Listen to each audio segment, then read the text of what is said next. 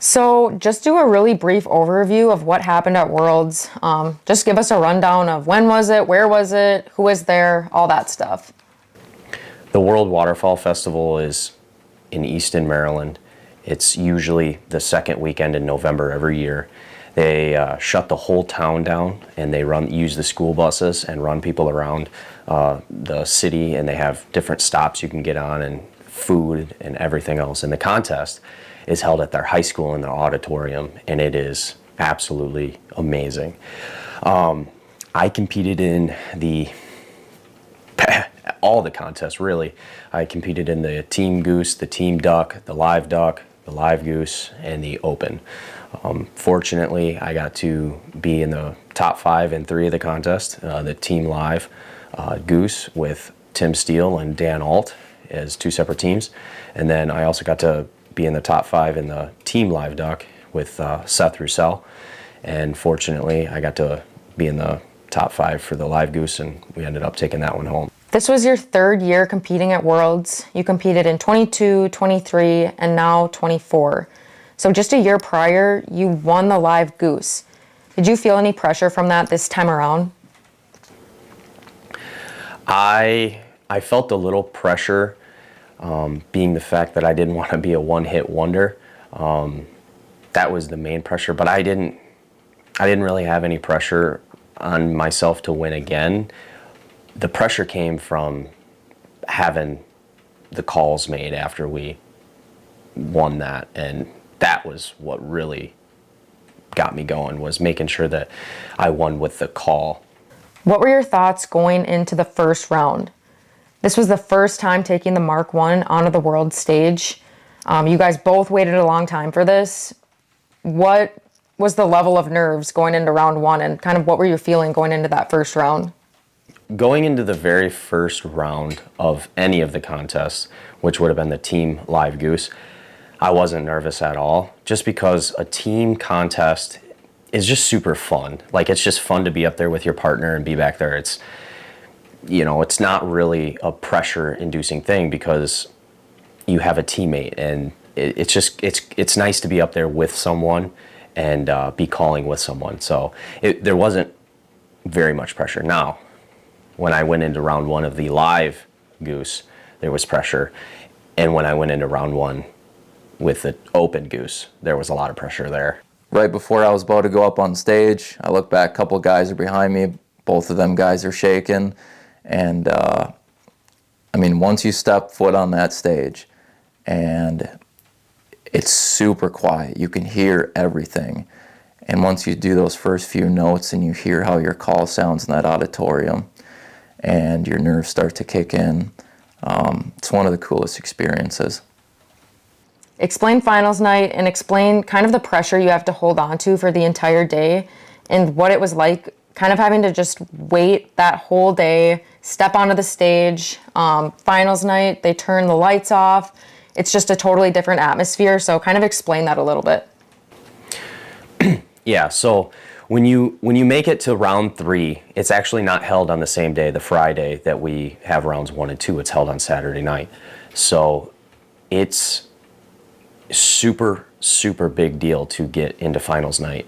And it's nothing like I can explain to you. Like, the satisfaction of getting into finals night is a big deal, a very big deal. And the pressure doesn't really kick in until about noon, noon to 3 o'clock. You're just super ecstatic, like right after round 2 when they call who's making it to the finals. When you hear your name called, like, you're like, yes. So it's usually happiness and excitement all the way through that night into the day, Saturday. But then around noon to 3 o'clock, right before it really starts to kick in, that's like, oh boy, I'm going to be under the lights, and this is the real deal. This is for all the apples. So it's a really cool feeling.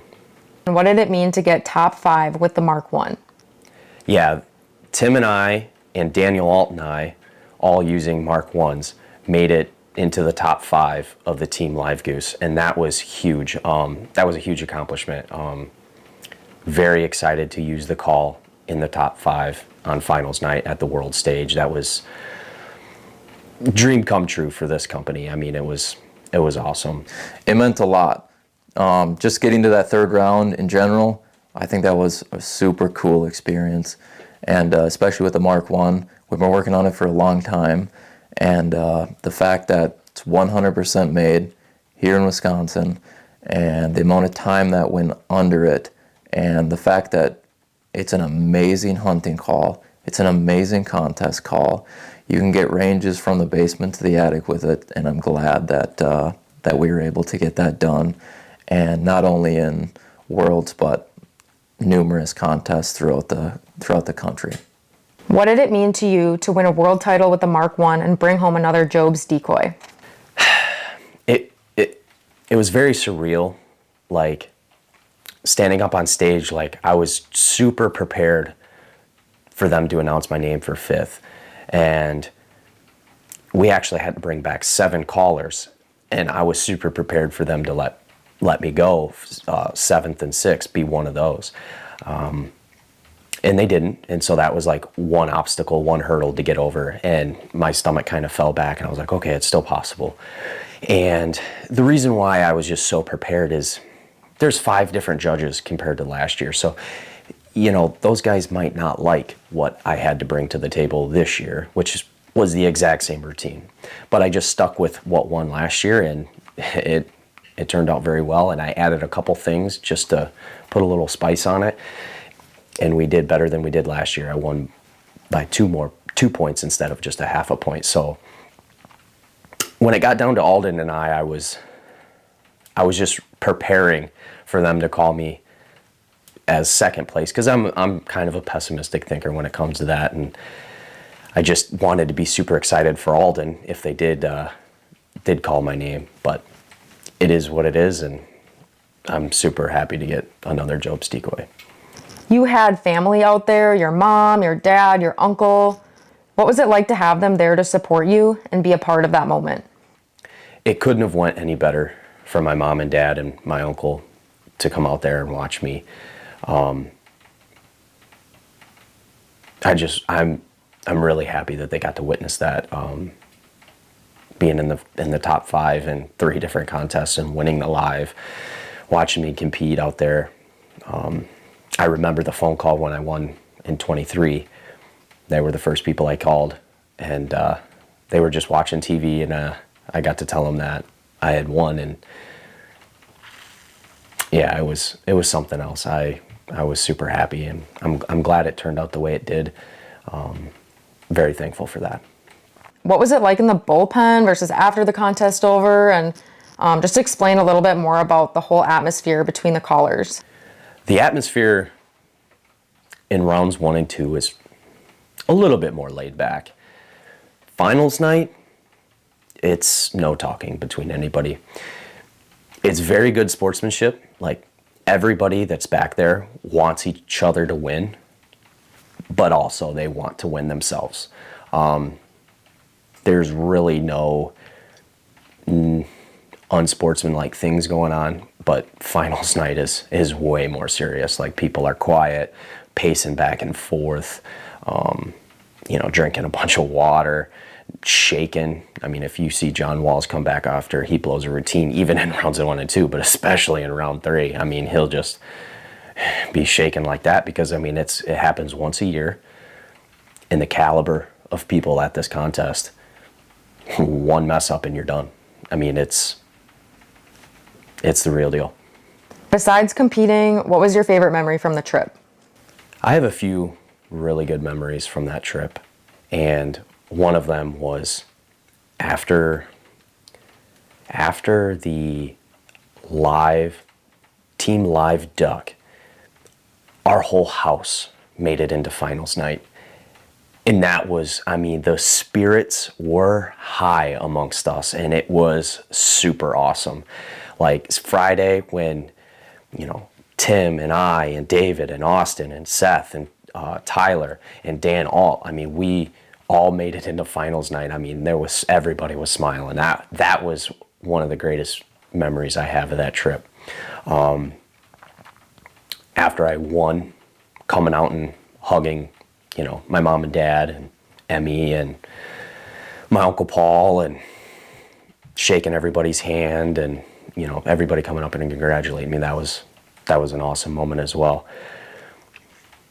Another really amazing moment was watching Logan and JT win the World Goose and the World Junior Goose and the World Junior Duck.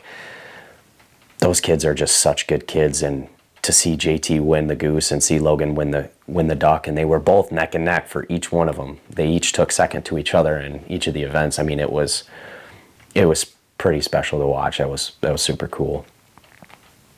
And of course, Mr. Walls. He's such a good person, and he's helped me tremendously with my calling.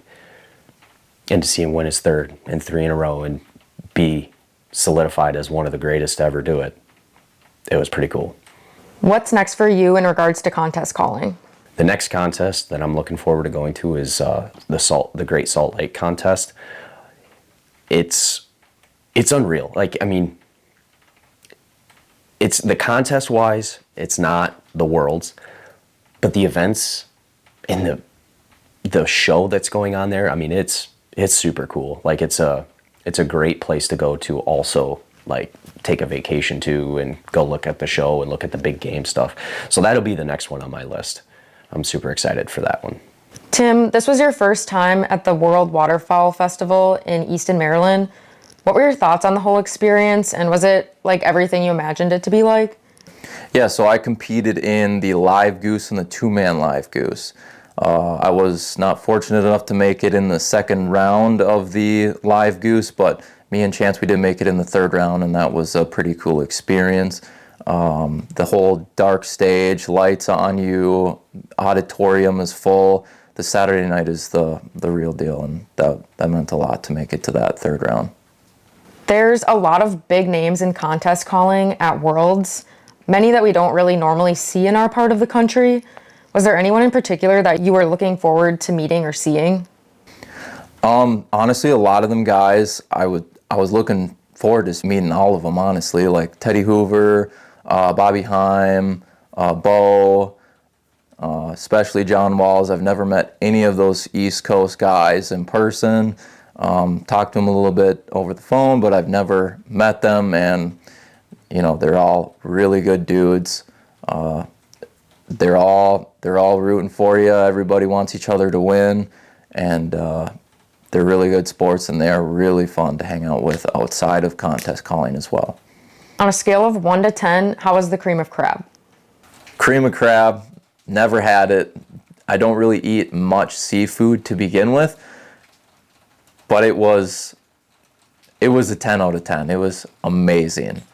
Can you explain the atmosphere and what it's like to be a part of contest calling and how all the contest callers get along?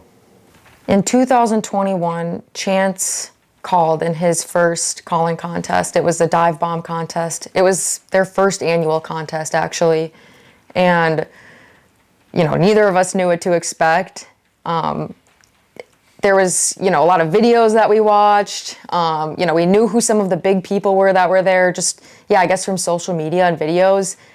And, I remember Chance going up to some contest callers that, I want to say Kyle Jones or something. And he was like, "Do you have any tips for me?" And, Kyle talked to him. And I remember I was like, "Oh my gosh, I've seen that guy on videos and stuff, and he's talking to him." So I guess what I'm trying to say is no matter what level of contest caller anybody is, they're willing to help you and talk to you. And it's just really cool to see all the guys out there just, helping everybody, helping the newbies. Everybody wants everybody to be better. They all want to help each other and lift each other up. Of course, when they're competing, they're out there to win, but outside of competing, they're really, really helping each other and giving each other tips, sending each other videos. You wouldn't believe how much these people are in contact with each other. It almost seems like 24/7 Chance is on the phone with someone or texting someone or someone sending him a routine. And, so many of our weekends are just traveling to contests. So it's a really cool way to see different parts of the country if you're willing to travel that far, and just make a bunch of new friends, because everybody is in it for the same interests. Everybody, you know, they're a die-hard hunter if they're contest calling. So you make a ton of new hunting friends too across the country, which is really, really cool. Not being a contest caller, can you explain all the opportunities that contest calling opens up for people in the hunting industry? I think contest calling, you know, if you want to get into the hunting industry, I think it's a super great way to get your foot in the door. Like, you meet so many people, and so many people in all different areas of the hunting industry. So it's just a super great way to make connections and make friends.